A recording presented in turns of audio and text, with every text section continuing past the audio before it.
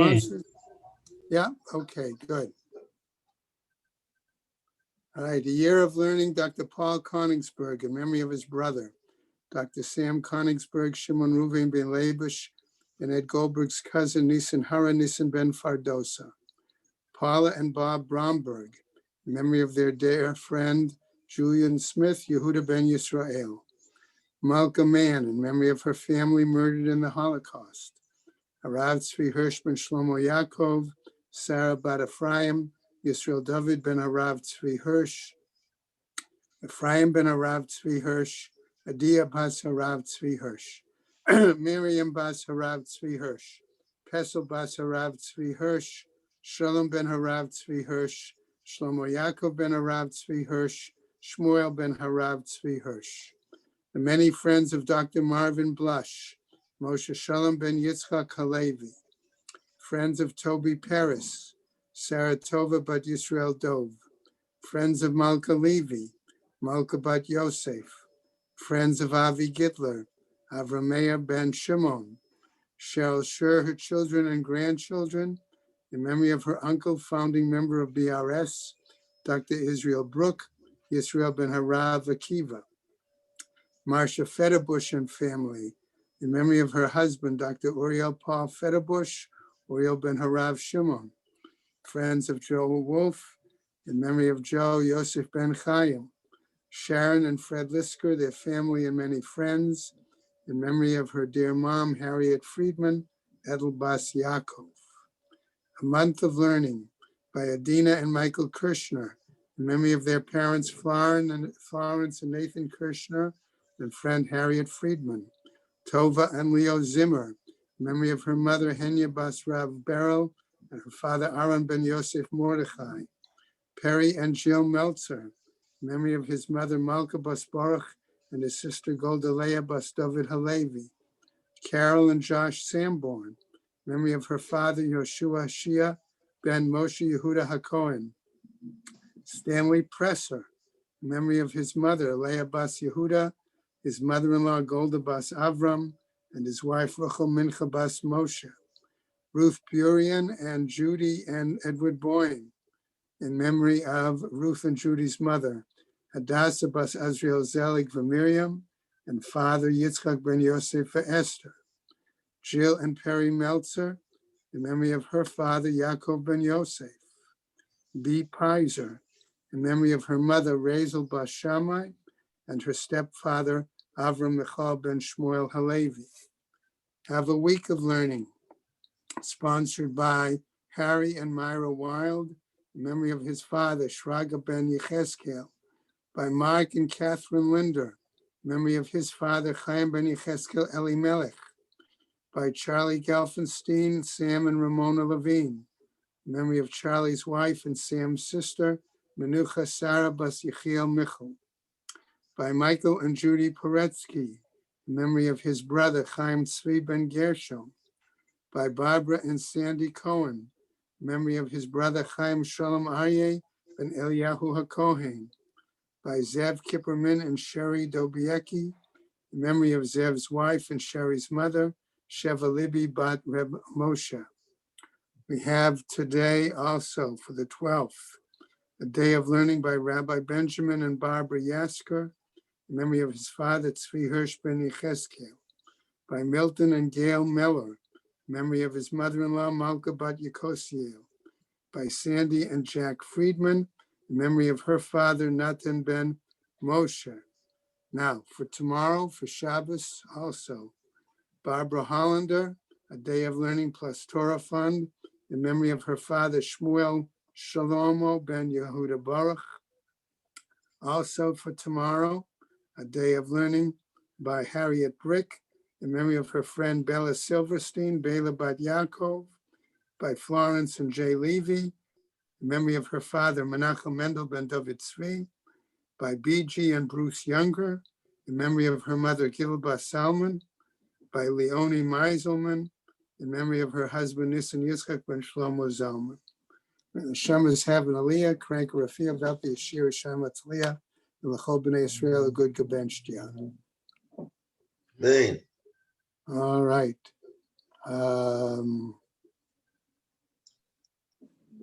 Okay, Harvey is on, Mendy, Marvin. Okay, and hopefully the others will be getting on momentarily, or as soon as they get from the davening, right? Okay, we're on Pei Gimel, Amud Aleph, the new Mishnah. Okay, it is about 9-10 lines down. Okay, on the Amud. Okay. Tzamot, says the Mishnah. Ha'atzamot, the bones. Va'gidin, and we say that's the sinews. V'hanotar, and that which is remains left over. Okay, from the Korban Pesach. Yisrafu b'shisha asar, will be burnt on the 16th of the month. Okay. All right. So in other words, it waits, right, till the first day of Chol Hamoed. Right? Chal tet zayin liyot b'Shabbat. If the 16th turns out to be on a Shabbos, yisrafu b'yud zayin. They will burn it on the 17th. Lafisha einan dochin, because it does not put off lo et Shabbat v'lo et Yom Tov, neither Shabbos nor on Yom Tov. Okay. Now, the Gemara picks up and wants to raise the following statement. Amar Rav Meri bar Avuha. He says, Amar Rabbi Yitzchak, in the name of Rabbi Yitzchak, Atzmot Kedoshim Sheshimshu Notar. Okay, it's possible we might say that the bones of other offerings as well serve as something that could be left over. Okay? And therefore, maybe that's the reason that we say they have to be burnt, these other offerings. Mitam'in et yadayim. And we also say that they convey tuma to one's hands, right? Ho'il v'ne'aseh basis l'davar ha'asur. Why? Because we say that these bones may serve as let's call it a handle or a foundation for something that is forbidden. Okay? Now, we're going to why are we raising this question? If it's supposed to be a korban that is eaten, okay, and you have bones left over, you have inside the bones, right? What do you have? You've got marrow. The marrow could have been eaten. And so therefore, that is considered notar. As a result, okay, that's why, all right, the bones serve as a kind of base, a foundation, a handle, if you will, for this other item. And therefore, that's why we say it can render tuma, because it would be notar. So the Gemara says then, if that's the case, if that statement of Rami bar Rav Avu in the name of Rabbi Yitzchak is applicable, shall we say that this then brings support to our Mishnah, right? Nema Messiah. Shall we say that it supports the statement in our Mishnah, okay, as well? Okay. Name, all right. Hold on. Green residence.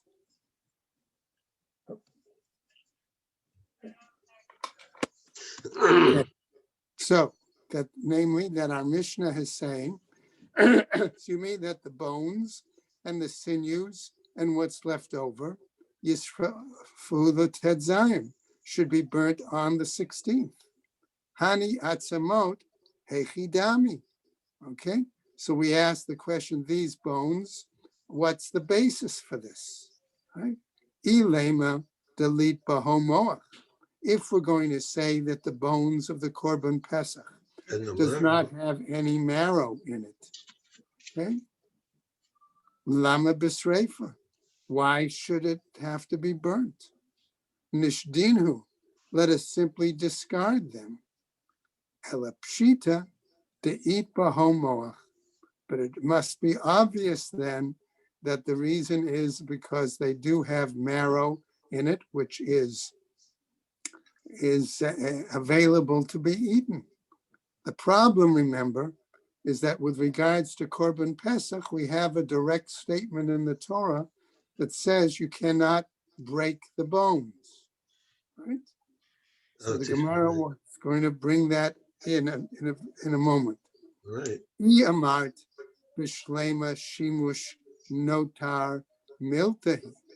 If we're going to say that it's reasonable, acceptable, that the use, right, of this leftover item is a significant issue, okay? Amtu lahachi ba'isreifa. Therefore, we can understand that as a result, it does require being burnt. Ele'i amrat shimush notar lav miltahi. But if we're going to say that the use of any leftover items, okay, is not significant, not important, lama lahu sreifa. Why do we need to burn it? Instead, says the Gemara, nit barinhu, simply break up the bones, v'nel chalza, okay, and then what are we going to do? The moach diyidho, and then remove whatever marrow is there inside them, v'nisrafei, and burn it, v'nishtinu, and then simply again, l'didho, right? And then simply discard it, right? So the Gemara, however, continues, v'nishtinu l'didho, right? And you would simply, toss it away, so to speak. Elelav shmamina. But rather, don't we learn from this, shimush notar miltahi, that making use of any notar, any leftovers from the korban, is a significant issue. It is important. So the Gemara, however, now is going to say, Amre, but let us say the following, no, that it's not the case. La'olam emerlach shimush notar lav milta. No, I would argue with you, and I would say that the use of something that's left over, okay, in terms of the korban, it is not important. V'kasava bo, and when we do say that, when we have that in mind, when it says use of it, b'kasher, we're talking about only when it's a valid offering. Va'afilu pasul. Okay, and even then, does it apply when the offering is no longer valid? Afilu bepasul sakada'atach. Do you think that when the korban is no longer valid, it's possible that it would still apply? Vahatnan, but aren't we taught elsewhere in another Mishnah? Aval hamotir betahor, right? One who allows something to be left over from something that is tahor, v'hashover b'tameh, okay, and one who breaks up the bones of something that a korban that is not viable, it's tameh, eino sofeg et ha'arba'im. That person does not suffer the punishment of lashes. Lo kasha. That's not a problem, he says. Kan shahaita lo sha'at hakosher. In one case, we're saying that it had a time frame, an opportunity when it was still valid, acceptable. Kan shelo haita lo sha'at hakosher. In another situation, we're saying that it was an occasion where it never had an opportunity to be a valid korban. So now the Gemara continues. Uman tana da shene le bein shahaitalo shata kosher lelo haita shata kosher. And who is it then that teaches that there is a difference between the korban having a time of validity, let's call it, or viability, or in the time when it is not valid, or time where it doesn't have any viability. Rabbi Yaakov, that's the view of Rabbi Yaakov, the Tanya who teaches in a Braita, ve'etzem lo tishbaru vo, okay? Citing the part of the pasuk that a bone, you cannot break it. Bo, it, bekasher, velo bepasul. It applies when it is valid and not when it is invalid. Now, Rabbi Yaakov Omer, okay, this is what he also said. Haitalo sha'at hakosher v'nifsal. Say that the offering, potential offering, had a time when it was valid, viable, and then became invalid. Yesh bo mishum shvirat ha'etzem.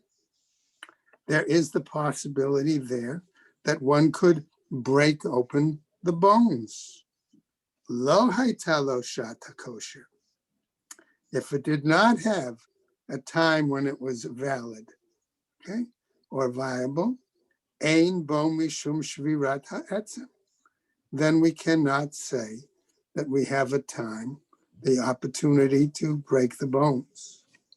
Now, Rabbi Shimon disagrees, and he says as follows. Rabbi Shimon Omer, echad zeh ve'echad zeh, ein bo mishum shvirat ha'etzem. Regardless, says Rabbi Shimon, okay, is the same applies whether it had a time of validity or not.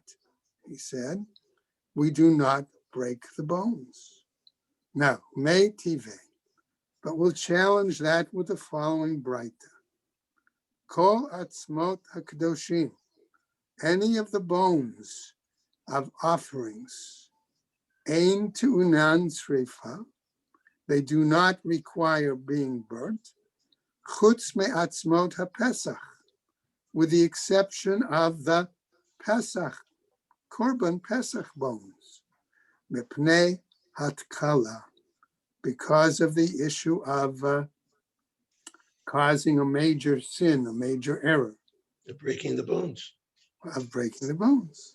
Hani atzamot hechidami. So we ask these particular bones, what about them? Ilema delit bahen mo'aho mo'ach. If I'm going to say that the Korban Pesach bones have no marrow in it, lama laho sreifa. Why then do we need, right? Why then do we need to burn them, right? That's the question. Ela pshita, it must be obvious. Instead, he says, de'it bahomor, that they must have some marrow in them. Ve'isal geda'atach, shimush notar miltahi. And if you're of the opinion that the serving, the use of leftover items is a significant thing, atzmot kedoshim, the bones of other offerings, amai ein tu'unin sreifa. Why then don't they also need burning? Amar Rav Nachman bar Yitzchak, he says as follows, Hacha b'mai yaskina. What are we talking about then? He said, Kigon shematzan chalutzim. With other offerings, it seems that we have found them where the marrow has been removed. So the Gemara now continues, Atzmot kedoshim, de'ein bahem mishum shvirat ha'etzem. Bones of other offerings where we do not have, okay, an issue of breaking the bones. Kame dinahavu nota. Okay, before that, okay, do we say then that before they could have become notar, chaltzinu, that they removed the marrow, velo havu shimush notar, then we wouldn't have the use of any leftover. Right. Velo ba'u sreifa, and therefore they would not need to be burnt. Atzmot HaPesach, the bones of the Korban Pesach, Diyesh Bahem Mishum Shvirat Ha'etzem, where we have, I'm going to say, the biblical injunction clearly that forbids the breaking of the bones, right? Lebatar denahavu notar hu dechaltzinu. If we're going to say that after it became left over, that they removed the marrow, vahavu laho shimush notar, then that would be a case of actually using the leftover, right? Uba'u sreifa, and that would require burning. Now, Rav Zavid says to us as follows: Hachabamayaskina. What are we dealing with? Okay, kagon shematzaan tziburim. This is maybe we're dealing with a situation as we turn to Pei Gimel, right? That these were actually piles of bones. Tziburim, bones piled on top of bones. Umehen chalutzin, and some of them were already removed, hollowed out. The marrow was already removed. Atzmot kdoshim, the ein bahem mishum shvirat ha'etzem, bones of other offerings, where we do not have the requirement, okay, prohibiting the breaking of the bones, the kulhu. Okay, maybe that applies to all of them. Okay, have a chalitz laho, because we could say that one removed the marrow from it, va'achilaho, and one ate the marrow from it, v'lo ba'is reifa, and therefore one does not require burning.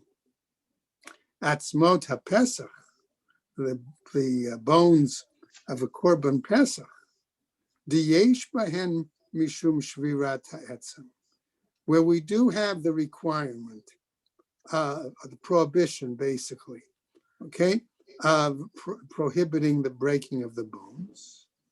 Dilma hani dechaltzinu. Perhaps here too they may have removed the marrow. Ulahanach lo chaltzinu. And to others in the pile, maybe they didn't remove the marrow. Uba'is reifa, and therefore they would require burning. Now, Amar Rabbi Yehuda, Amar Rav, he's saying as follows: Kol hagidim basar. Okay?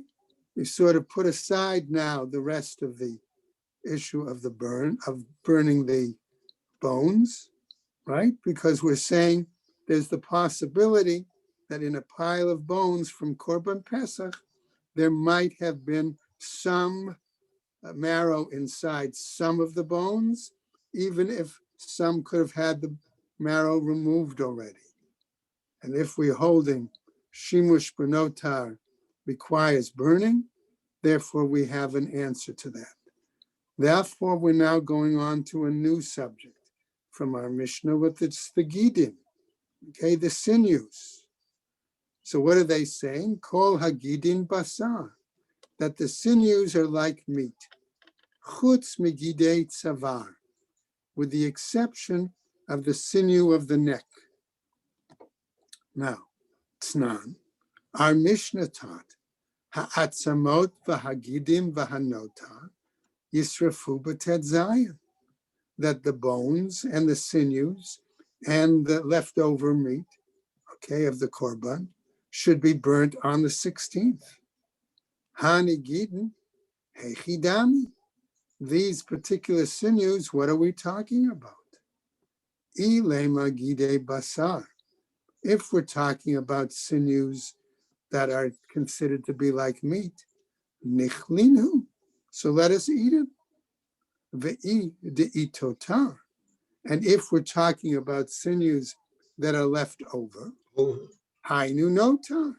Well, that's the same as any leftover meat. Anything else left over. Right? Ela pshita. Rather, it must be obvious that what are we talking about? Yidi Tzavar, that we're talking about the sinews in the neck. So the Gemara now says, okay, the following, Efshar Bishloma Basar Ninhu. It's impossible, okay, to say clearly that these are meat, amtu, and therefore that leads us to say, lahachi ba'is reifa, that therefore they seem to require burning. Elai amart lav basar ninhu. But if you're going to say that they are not like meat, lama lahos reifa, why then do we need to burn them? Amar Rav Chisda. Rav Chisda then, however, says as follows: Lo nitzracha ela legid hanasher. No, this statement in our Mishnah was only needed because it was instructing us about a particular sinew, namely the gid hanasher, the sciatic nerve located in the, let's call it the hip of the leg, the hind quarter of the animal. Okay. Va'aliba de Rabbi Yehuda. And this is based on the academy, the view of Rabbi Yehuda. Titania Rabbi Yehuda, as Rabbi Yehuda taught in the Braita, and it says, Omer, Eino noheg ele be'achat. Okay. That the practice, okay, regarding the Gid Hanasha is only in regards to one, right? Vahadat michrat shel yamin.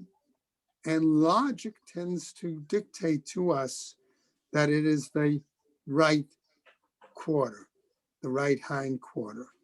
Okay? Ve'ela, but rather, tifshot, desvuke misfeka leila Rabbi Yehuda. Is it possible that we might consider that Rabbi Yehuda had some sort of doubt or question in this regard? The mifshit pshitale, because if it was so totally simple, okay, for him, hahi dehetera nichle. If that's the case, then if the animal had two sciatic nerves and only the right one, I'm going to say, was prohibited, then the left one should have been permitted. And if that's the case, nichle, we should have been permitted to eat it. Ude isura nishtayi. And in regards to the other one that's forbidden, so simply just let's throw it away. Why then do we need to burn it? Now, Amar Rav Ika bar Chinina, he said as follows: Kigon shehuchra'u ulevasof nitarvu. What we're saying here, he says, Rav Ika, is it's a situation where the sinews got wrapped up and mixed up with other things. Now, that was his answer. Rav Ashi Amar. Rav Ashi gives a different answer. Lo nitzracha ela l'shamno tegid hanasher. No, he says that this statement of our Mishnah was only needed to clarify the status of the fat, okay, that was surrounding, I'm calling it, the sciatic nerve. Titania, because it's taught as follows: Shamno mutar, okay, that its fat is permitted, right? V'Yisrael kadoshim hem. But the Jewish people are, shall we say, sacred. Or they took on themselves, I'm going to phrase it this way, because of their holy status, they took on themselves a more stringent view, okay? V'nohagim bo isur, and therefore they practice a prohibition from eating the fat that's close to the Gid Hanasha. Okay? So that was Rav Ashi's explanation. Ravina Amar. Ravina comes to give another explanation regarding the Gid Hanasha. Bechitzon, okay? We're talking about the fact that there are actually two sinus there, an outer one and an inner one. Regarding the outer one, says Ravina, Ukta Rabbi Yehuda Amar Shmuel, as was said by Rabbi Yehuda in the name of Shmuel. The Amar Rav Yehuda Amar Shmuel, who says, Shtei Gedin Hein, there are two sinews there, Pnimi, an inner one, Hasamuch La'etzem, that is actually closer to the bone, Asur, that's what's forbidden. V'chayavin alav, and one who partakes of it is over on a lav. Okay? Chitzon, the outer one, hasamuch lebasar, asur, that also is prohibited, but ve'ein chayavin alav. But we say that one is not then over on the lav if they were to eat that meat. Okay? Now, so the Gemara now picks up where we had in our Mishnah. What happens if we're supposed to burn those items on the 16th, and the 16th turns out to be a Shabbos, and it's not, the burning of those items doesn't doche Shabbos. Okay? Va'amai, asks the Gemara, why is that the case? Niti aseh. Let's employ, I'm going to use the word here, the fact that there is a positive commandment here. V'yidchei lo ta'aseh. And shouldn't that defer a negative commandment? The positive commandment to burn, shouldn't that possibly overcome the negative commandment of prohibiting labor on Yom Tov? Okay? Now, Amar Chizkiah, says Chizkiah, B'chein Tani Debei Chizkiah. Chizkiah himself, and it was also taught in the Academy of Chizkiah as follows, Amar Kra, based on the following pasuk. Lo totiru mimenu ad boker, that you should not allow it to remain until the morning. V'hanotar mimenu ad boker, and the fact that it remains till the morning, ba'esh tisrofu, with fire it should be burnt. Now I just want to point out as we continue in a moment with the Gemara, notice that the word boker is found twice in the pasuk. Ad boker. Right? Ad boker, found twice. Right? So what happens? She'ein Talmud lomar ad boker. Right? That the text doesn't simply say, according to my understanding, until morning one time, which would mean the next morning, okay? In other words, the morning of Yom Tov itself, if you did the Korban Pesach that night, all right? Okay? Meaning the very next morning to burn it. Instead, the fact that there's the word ad boker twice means the following morning. Okay? She'ein Talmud lomar ad boker. It doesn't say to the morning. Ma Talmud lomar ad boker. So why then does it also say until morning? Litain lo boker sheni l'sreifato, to give us the second morning for its burning.